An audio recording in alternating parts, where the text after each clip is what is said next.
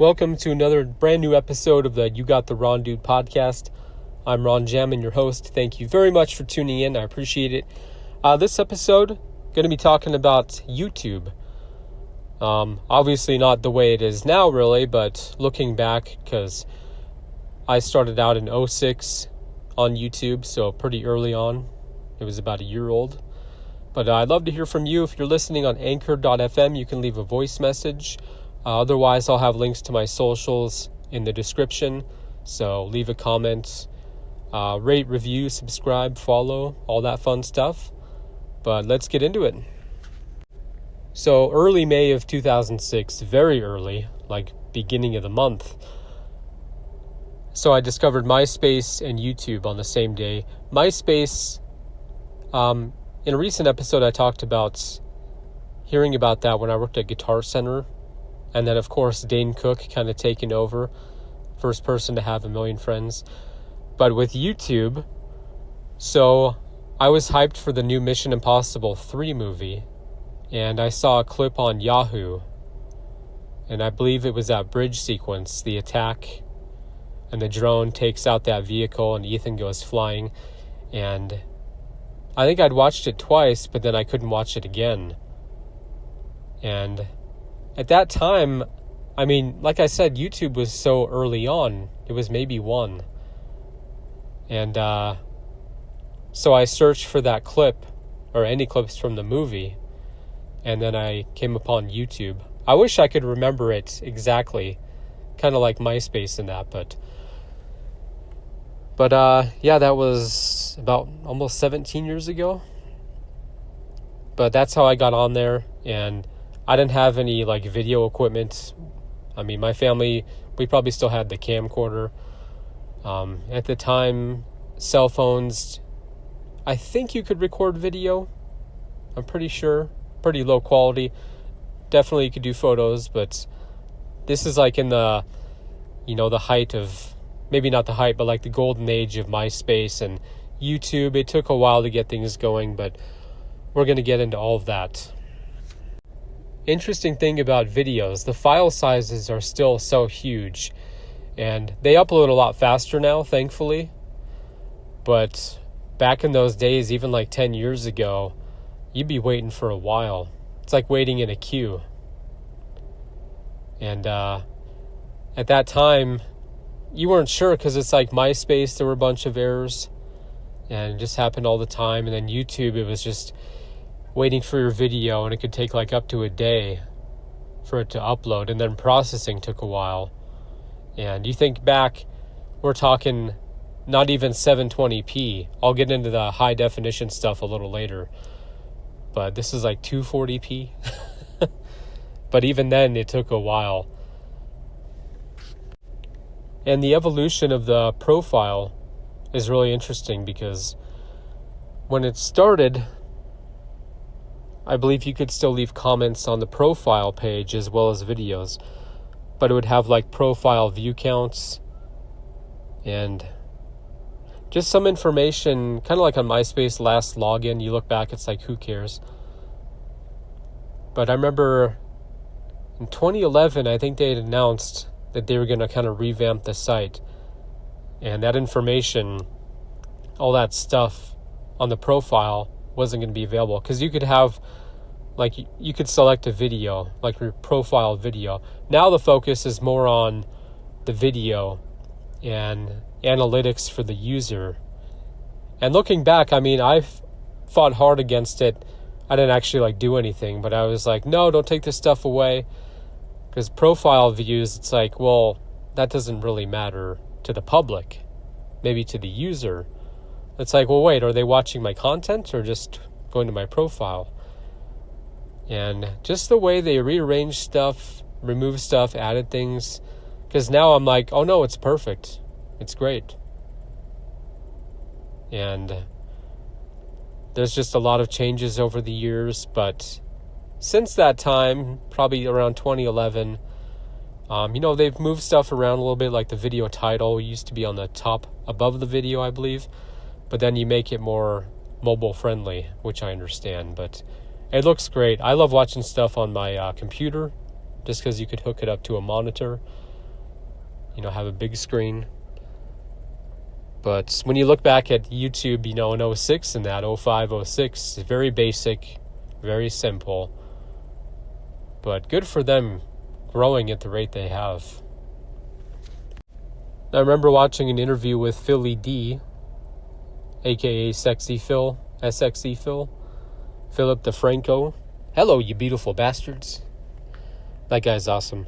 Because he talked about when they first launched the partner program, it was like a handful of creators. And it sounded like a lot of money, but I guess Philly said that it wasn't. But even that was a long time ago. And now, to get verified, you have at least 1,000 subscribers. I believe it's 4,000 watch hours. Your information's verified and whatnot. And it's great, though. I mean, how many people make a living off of it? Imagine just making $1,000 a month average on your videos, and then you work a day job. And, it depends on your living situation, of course. But, let's say you make $5,000 off your videos. Covers all of your monthly expenses. And then you work a day job, full-time or part-time. And that way you have, some even more extra cash. But it's incredible to see how it's evolved. Because when I started out on YouTube, some people would get sponsors in that, ad sponsors. But there wasn't a program in place. YouTube didn't have ads at that time. That came years later. And speaking of Philip DeFranco, I know he doesn't like talking about this, but remember that series? I'm pretty sure it was in 2008. It's called Hooking Up. I believe it was YouTube's first series. This is before YouTube Red and all that. Cobra Kai, the first season, I believe, debuted on YouTube several years ago. But Hooking Up, they had that lonely girl, Philip DeFranco. I think it was Kev Jumba. And then I can't think of the other lady. But they had several episodes, and it didn't seem to go anywhere, but at the time it was so cool. And Phil was good in it. I don't think he's talked about it too much, but, it was a decent series, and at that time it's just everything was so fun and exciting, and for the most part positive, because social networking was pretty new. But that show, I think it's still up, so check it out. Oh, and can't forget about going viral in those days, the early days of YouTube. If your video got 301 views, that pretty much launched it. But the problem was, not for everyone, but some people just kept refreshing their page. So they'd click or press F5 over and over again. But it's funny because it just went away eventually. And we were talking millions of views even. But even just thousands or hundreds of thousands. But I almost forgot about that. I was jotting down my notes, and I'm just thinking of all the stuff that I remember. And stuff like that is just easy to forget. Because now, people go viral every day. Thousands, if not millions, of creators. Now, I don't remember the exact day, but I'm pretty sure it was in 2008. I was uploading a Maker mod video. That was from Jedi Knight, Jedi Academy, this mod on the computer. Doesn't really matter, but just for context. So I upload the video, I attach a song to it. It was the main theme from Batman Begins. I think it was called Mombosa or something. And before that, never had any issues. I upload the video, and that was the first time, I think it was a copyright strike. And the audio wasn't playable. I still remember sitting in front of my computer going, what is going on? They finally caught on. What's happening? But since then, it's nice that YouTube, they have the audio library. And of course, you have tons of sites where you can get music. But one thing I've noticed, though, if you attach a song to a video, it can be removed on different sites. For example, a while back I made a video for YouTube. I used Canva to edit. Shout out Canva. And I used one of their tracks, but I uploaded it to TikTok, but they muted it. Now, if you make stuff on TikTok, which I do a lot, that seems to play fine everywhere.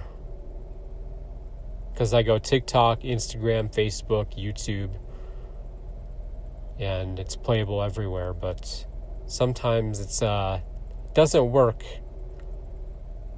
everywhere for everything. But yeah, with YouTube, that was quite a shock back then. Because again, there were no ads. YouTube was free, meaning you could watch videos and there were no ad breaks or anything, which was a good time. But I mean, again, with the rate of growth that they've had, it's incredible.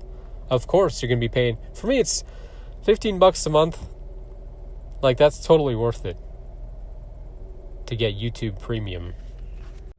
It's funny, when YouTube first came out, when I first got on there, never really thought about, maybe one day we can schedule videos, to publish them, or even going live. You didn't really think about that. Wasn't really a thing for a while. And I remember being confused when video premieres came about.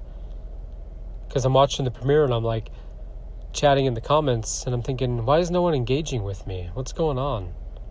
Because that little red bar for premiere and live, they look the same. And I was like, oh, okay, premiere means they've already recorded the content and they choose a publish date.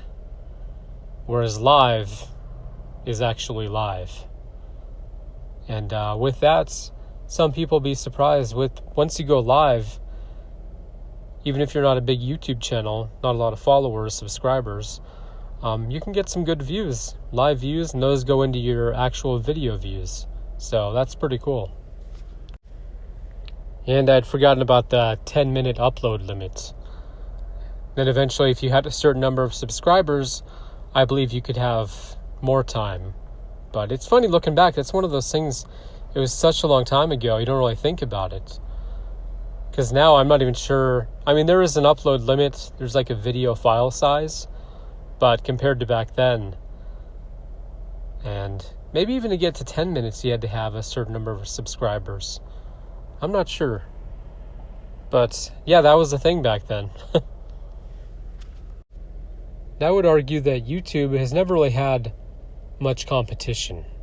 As far as online, the digital space, there are sites like Vimeo and other places you can put videos up. But really, they pretty much dominated the market.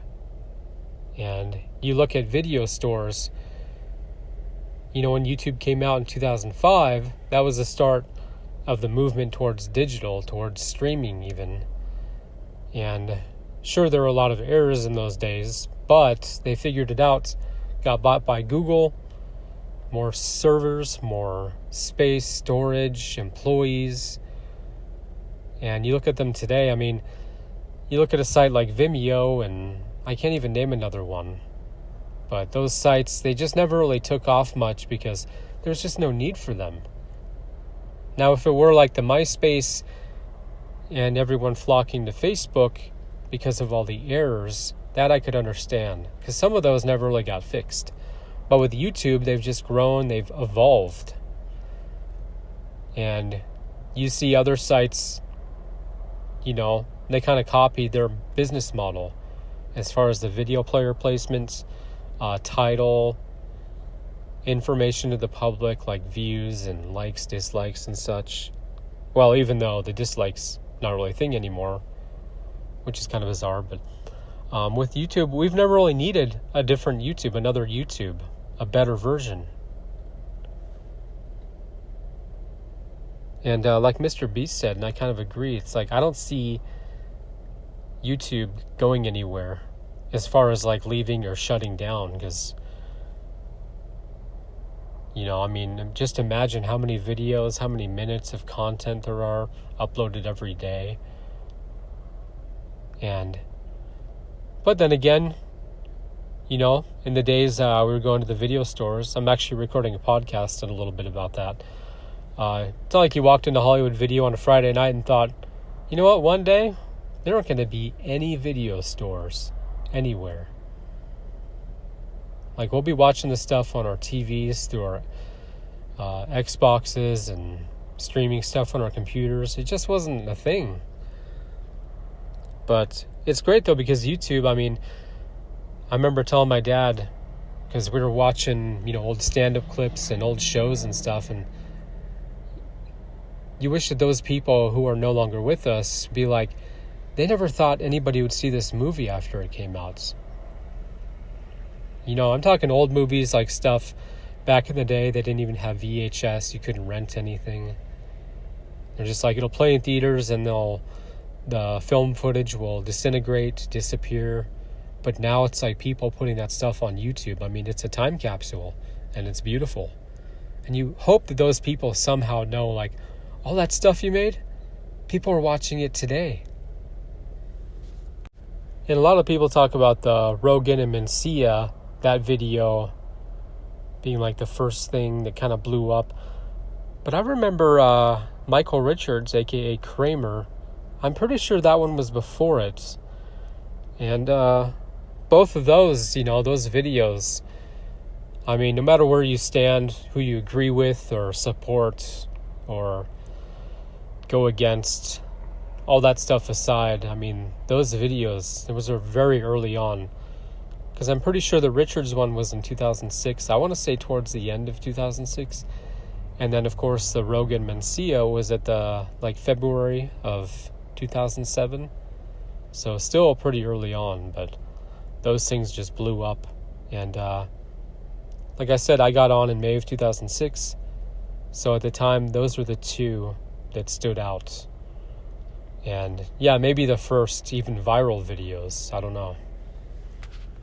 And who can forget the first video to reach 1 billion views a little over 10 years ago was Psy's Gangnam Style. And holy moly, that thing blew up. It was everywhere. People doing the dance, making their own videos, and a lot of people became viral because of that. I think I did. I consider it viral for me because I was a small YouTuber and I still am. It's still at about 549,000 views, which is huge for me. I made this video with Go Animate, which is now Beyond, and it was Psy at the White House meeting Obama. And I got them to look like the characters, but Psy didn't sound like him. He couldn't do the dance. He did some other kind of funky dance you'll have to watch.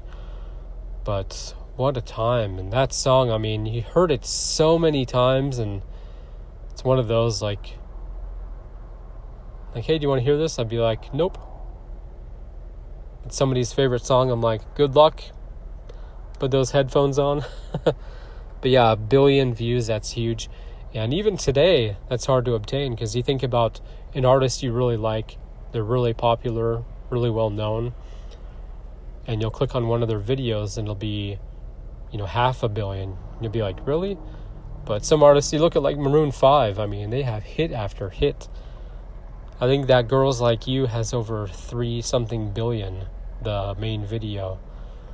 But yeah, what a time.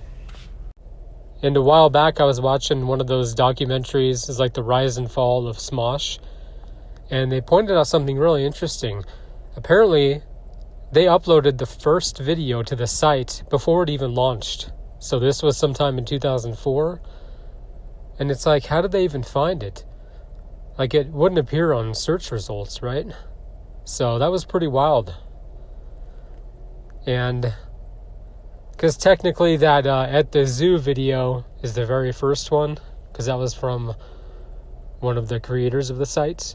But still, to stumble upon that early, I'd like to hear from the Smosh guys how they found out about it. Or they just discovered it on their own because nobody would tell them about it, because it wasn't even a thing. That's pretty wild.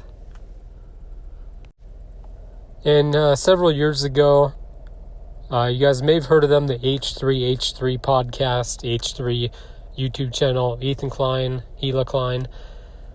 They won the lawsuit about the Fair Use Act on YouTube, because before that, I don't believe that existed, just because, 20 years ago, YouTube wasn't even a thing, didn't exist.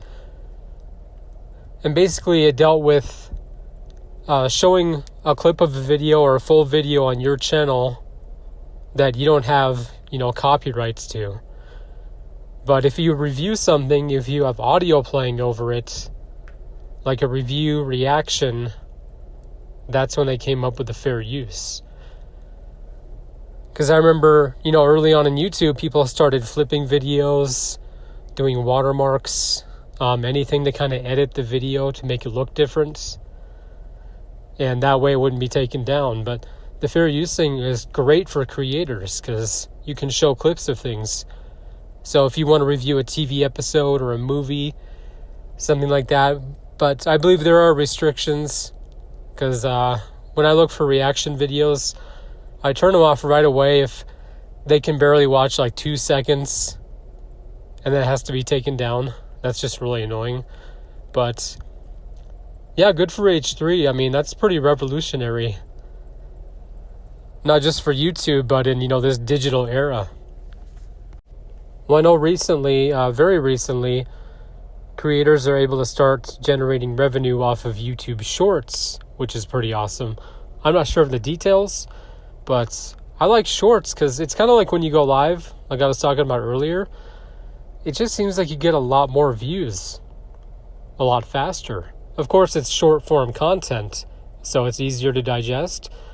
But still, because some videos I'm like, this has more than that one has made in its lifetime. And the Shorts thing, obviously, like I also talked about earlier, YouTube doesn't really have a direct competitor. They pretty much created the model, the look, everything. But short form content with like Instagram Reels, Facebook, of course, their Reels, TikTok, it is good and it's healthy to stay competitive. So let me know what you think of YouTube Shorts. Do you like them? Do you make money? What do you think? It's funny, only maybe a couple years ago, I finally signed up for premium because I was getting annoyed at all the ads, the ad breaks. So let's say you put on a 1-hour podcast. It seemed like every minute it'd go to an ad break. And it's one of those things like in the beginning of YouTube, the first several years, no premium, no red, nothing. You could watch whatever you want, no ad breaks. And some channels may have had sponsors, but you could just skip over that. But with premium, I recommend it because now I don't even know how bad it is if it's the same. Like somebody will say a few words and it's like then they go to an ad break and it's like, oh. But again, it is nice being able to make a living off of YouTube. Those that do. Or even making any money is great. And the premium, it's totally worth it to me. So I've had it ever since. Like I said, it's been like a few years at least. So definitely worth it. Well, I often go back and forth about having multiple channels versus multiple playlists. Because I like having everything on one channel and organizing it using playlists. But sometimes you're tempted to create a new channel. Like I do have more than one channel. I have my main one and then one for my Spark delivery. But that's specific to Spark.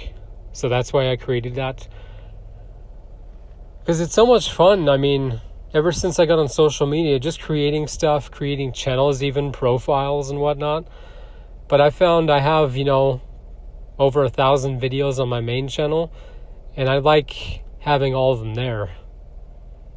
Because if you take some out, put them on a different channel, it's like, well, then that one's starting from scratch. But I guess it depends.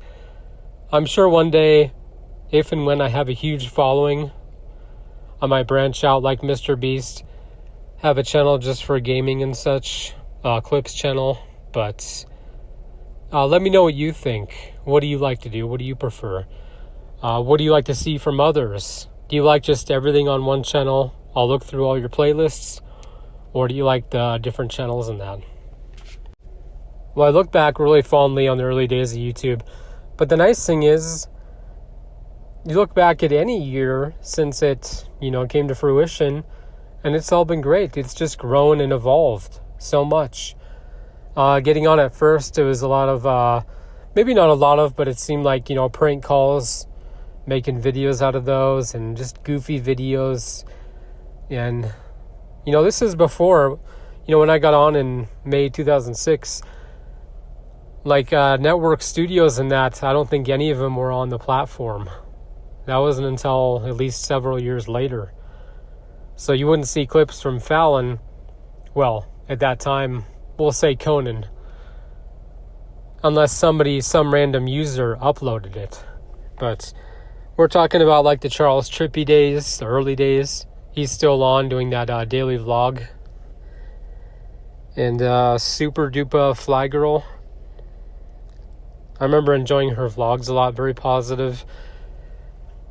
Then several years later, she just focused more on photography, but I remember she deleted all of her videos, her old ones, which kind of upset me, or made them private, whichever. Philip DeFranco, Philly D, of course, he's still a big YouTuber. Shout out to him. He's been doing great for himself. I mean, seemingly, I hope he's happy in that. But you can go back, I believe you can watch all of his old videos in that. And I like seeing that, Kev Jumba. What was that one? Like Dax Flame. I wanted to say Shepherd at first. Russell Peters. I remember watching that special, the one that gets talked about that blew him up on YouTube and started selling way more tickets. His third special, and I watched the full thing. I swear, next thing you know, he's just blowing up. That or he was already, because, they talk about like file sharing, kind of like with Dane Cook. Because Dane, I believe, he'd put his bits up on, sites like LimeWire and Napster. Because it's like, hey, it's selling tickets. And then Russell Peters, that special, that one eventually got chopped up, into different races and stuff. But I swear I watched that right before he blew up. And so that was really cool to see. I'm still a huge fan of his. He's so humble, hilarious. One of the best comics at crowd work. And because he can do it on a special. That's pretty risky. You have to be really good. And no plants in the audience. I don't think he does that. But he's so good, you're like, how is this possible? He's doing this during a special. But, yeah, good times back in those days. And I remember also early on, I remember some of the big names, some of them that I mentioned, they would do some kind of like an Iron Man thing where they'd all stay up, see who can stay up the longest or something. They'd be streaming for, or maybe going live for like 24 hours or something like that. And then they had those YouTube meetups. I'm not sure if that's still a thing, but just seeing all of them getting together and showing videos. I don't know if they had awards or anything, but just the early days, and it's like, what is this? You just put videos up, people watch them. How do they find them? And this is, before mobile tech really took off. Like, of course, you had photos and videos on your phone, but now, I mean, you can access pretty much anything on your phone, which is cool. Well, that is going to do it for this episode. Thank you very much for listening. I'd love to hear from you. If you're listening on Anchor, you can leave a voice message. Otherwise, leave a comment elsewhere. Rate, review, subscribe, follow, like, all that stuff. And I'll have links to my socials in the description. And, yeah, I'd just love to hear from you. So, I'll also have links to other places the podcast is available. So check those out. Thank you very much for listening. I will see you next time. And how should I end this?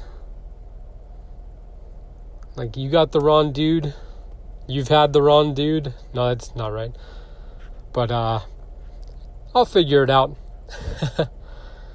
But yeah, had a lot of fun talking about all this stuff, jotting down notes. So share it with a friend, share it with family. I will see you next time. And you got the Ron Dude.